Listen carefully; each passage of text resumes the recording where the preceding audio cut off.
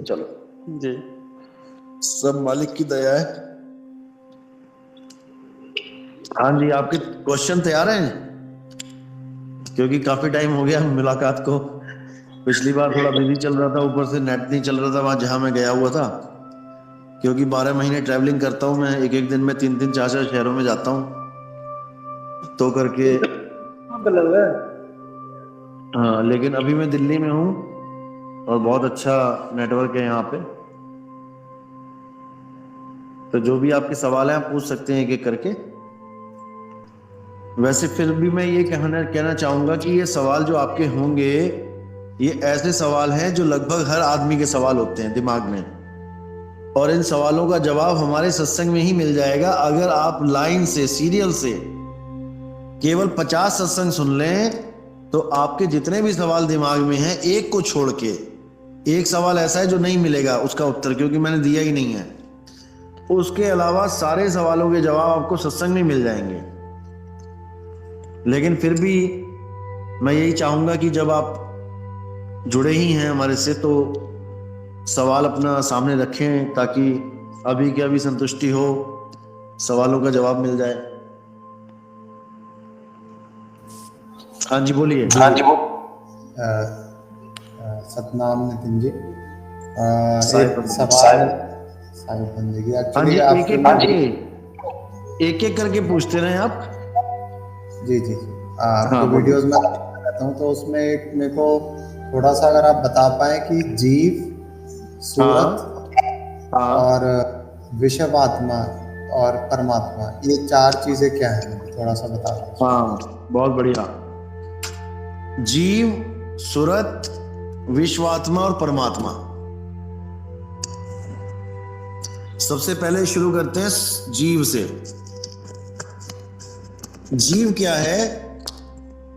जितने भी संसार में लोग जी रहे हैं, आदमी, औरत, कुत्ता, बिल्ली, हाथी, घोड़ा, ये कहने को जीव हैं। जैसे हमने बोला कि पानी में रहने वाले 5 जीवों के नाम लिखें, तो हम लिखेंगे कछुआ, मछली, ऑक्टोपस, मगरमच्छ, घड़ियाल। हमने 5 जीवों के नाम लिख दिए, लेकिन असल में हमने जीव के नाम नहीं लिखे, हमने जीव के शरीरों के नाम लिख दिए जो जीव ने धारण किए हुए हैं। समझ रहे बात को? ये मगरमच्छ, कछुआ, मेंढक, ये जीव के शरीरों के नाम हैं, जीव का नाम नहीं है। हाँ जी, हाँ जी। तो ये जीव कब बनता है? तन, मन और जीव यानी सुरत, ये जब 3 चीजें मिलती हैं, क्या क्या मिलती हैं? सुरत, तन और मन, तब वो अवस्था जीव अवस्था कहलाती है। जैसे चीनी, पानी, चाय पत्ती और दूध, जब ये चारों मिल जाते हैं और गर्म करके प्रोसेस के द्वारा, तब ये चाय बन जाती है।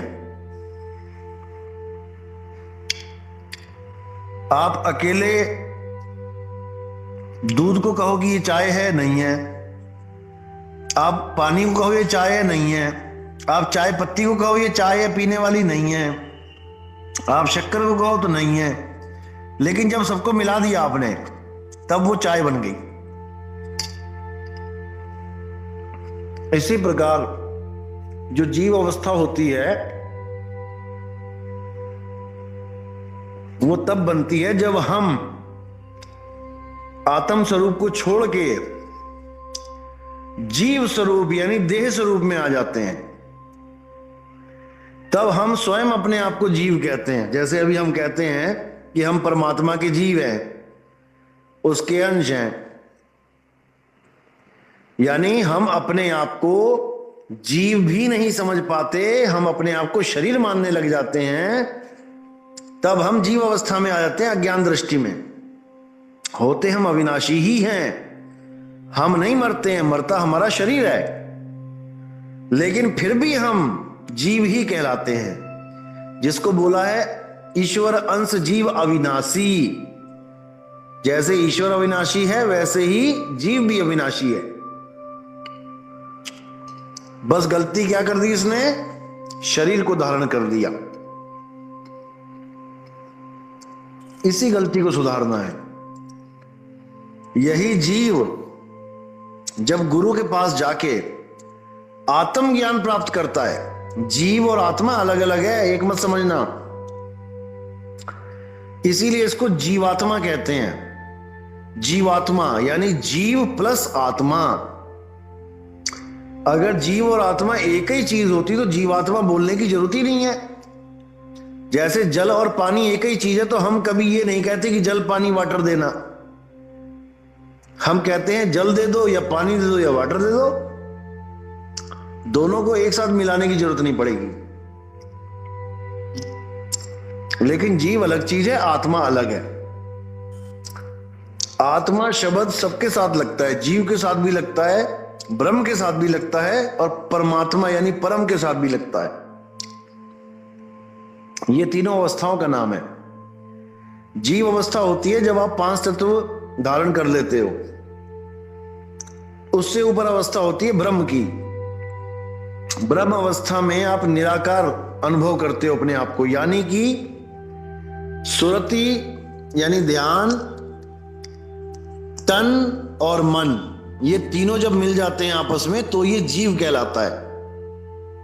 जब तन हट जाता है, तन को छोड़ दिया जाता है, तब सुरत और मन एक साथ रहते हैं, तब वो ब्रह्म अवस्था कहलाती है, जिसको हम विश्वात्मा भी कह देते हैं।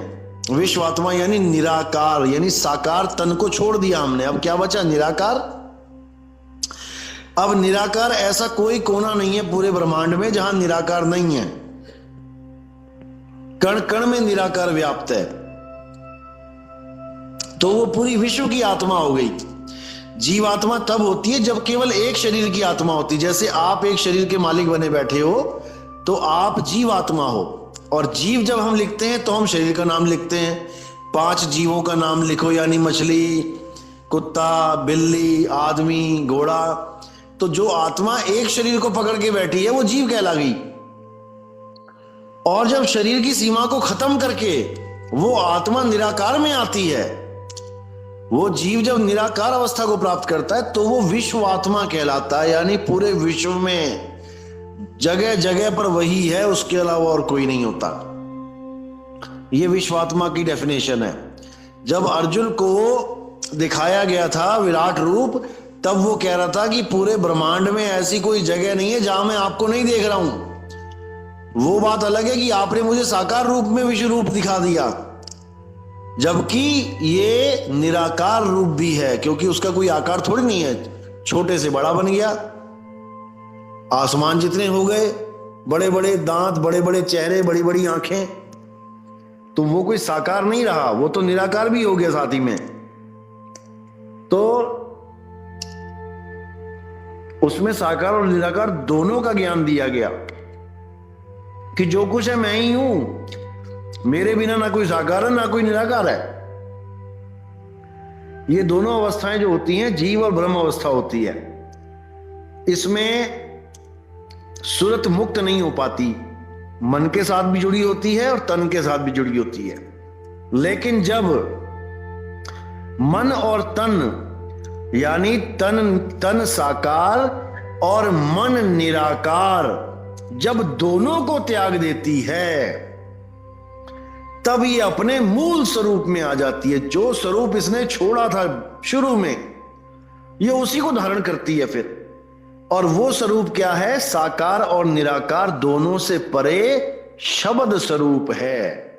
वो एक आवाज रूप है, जो निज आवाज है आत्मा की, जिसकी वजह से आपकी सारी आवाजें निकल रही हैं। कुत्ता भौंक रहा है, बिल्ली म्याऊं म्याऊं कर रही है, उस आवाज की वजह से। अगर वो आवाज ना हो तो कोई आवाज नहीं आएगी। तो वो जो आवाज है मेन, उसको शब्द गुरु बोला जाता है। बाबा नानक कहते हैं शब्द गुरु सुरत धुन चेला, यानी शब्द जो है वो हमारा गुरु है। वो अखंड आवाज वो हमारा गुरु है और हम सुरत रूप में उसके चेले हैं। सुरत का मतलब होता है ध्यान, यानी हम ध्यान हमारा भटक गया इसलिए हम भटक गए, ध्यान हमारा एकाग्र होकर सही जगह लग जाएगा इसलिए हम वापस उस अवस्था को प्राप्त कर लेंगे। ध्यान भटकने की वजह से हम जीव बने बैठे हैं और ध्यान स्थिर हो जाएगा तो हम अपनी पीव अवस्था में आ जाएंगे, जिसको परमात्मा कहते हैं। परमात्मा कोई आदमी नहीं है। अगर परमात्मा कोई आदमी होता तो इतनी देर क्यों लगा रहा भाई, सबको आके मिल ले, काम खत्म करे। परमात्मा कोई आदमी नहीं है, परमात्मा आत्मा की ही अवस्था का नाम है। जब जीव अवस्था और ब्रह्म अवस्था को छोड़ के आत्म स्वरूप में आती है ये सूरत, तब वो परम कहलाती है। फिर उसको कोई भरमा नहीं सकता, ना उसके पास तन है ना उसके पास मन है। तन और मन दोनों से न्यारी हो जाती है, फिर उसे कोई पकड़ नहीं सकता। तो जीव, आपके 4 सवाल थे, जीव, सुरति, विश्वात्मा और परमात्मा। जीव अज्ञान दशा का नाम है, जब तन और मन को धारण करके सूरत इस संसार में आती है। विश्वात्मा उस अवस्था का नाम है जब तन का बंधन तोड़ के मन के निराकार रूप में पूरे संसार में व्याप्त होती है। और परमात्मा वो अवस्था है जब तन और मन दोनों को छोड़ के अपने निज स्वरूप में अपने निज नाम को प्राप्त करती है, वो परमात्मा है। और सूरत क्या है? सूरत है हमारा ध्यान। आप गूगल पे सर्च करेंगे डिक्शनरी में मीनिंग ऑफ सूरत, तो वहां पर बिल्कुल साफ आ जाएगा लिख के कि ध्यान, ध्यान को ही सुरत कहते हैं। जैसे पंजाबी में कहते हैं इस तेरी सुरत किथे है, यानी मैडम पढ़ा रही है और बच्चा कहीं और ध्यान है उसका, तो मैडम कहेंगी हाँ भाई सुरत किथे है तेरी, यानी ध्यान कहाँ है तेरा। तो पंजाबी में सुरती कहते हैं, संस्कृत में सुरत कहते हैं, पंजाबी में सुरत कहते हैं, एक ही चीज है। हाँ जी, अगला सवाल। जी धन्यवाद।